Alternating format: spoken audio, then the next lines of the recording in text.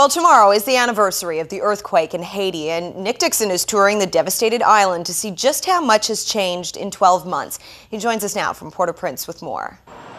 We're on the eve of the anniversary right now, and tomorrow many Haitians are expected to be right here at the site where they're setting up at the moment, where they're preparing to mark the memorial, that one-year anniversary of the earthquake. Now, the Haiti that we have seen over the last few days is scarred and is devastated, and while that is frustrating to many of the people living here, there are signs of improvement. Like at the Port-au-Prince Cathedral, from the outside, the piles of rubble are significantly smaller than they were 1 year ago, but it's not like you can walk in without any effort.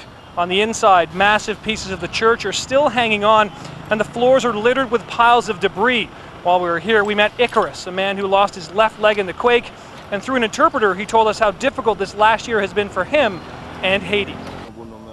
So that was a very tough year for the Haitian people, because so many people died, and in Haiti we depend, we help, mutually, and then when you lose a very good member of your family, someone who was helping you, it makes it harder.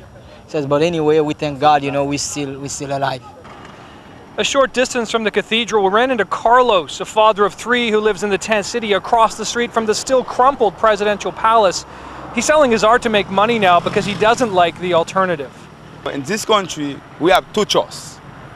If you men take gun to killing people, to robbing people, or you do something to survive. I don't take gun to killing people, but I can. But I don't want to do that, because I have 3 daughters, I make paint to survive. So we asked him to show us where he does his paintings, and he took us inside the place he calls home. This is it, a typical home in a tent city. He has a bed and a bucket. The bed is a steel frame beneath a couple of sheets of cardboard and blankets sitting on top of rubble from the quake. But of course, Kate, the earthquake isn't the only thing that Haitians have overcome in the last 12 months. A recent cholera crisis has killed almost 3,000 people, so we visited a World Vision cholera treatment facility to see how it's being handled and managed. The NGO's Canadian president, Dave Toyson, talked to me about that and why World Vision hasn't spent all the millions contributed to it in the aftermath just yet.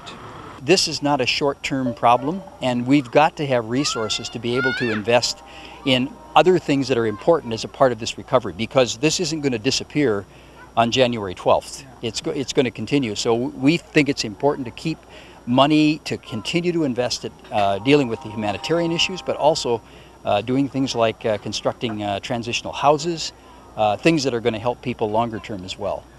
The situation and overall cleanup of Haiti is clearly going to be a long-term process. There is still tons of debris which needs to be cleared before any rebuilding can happen.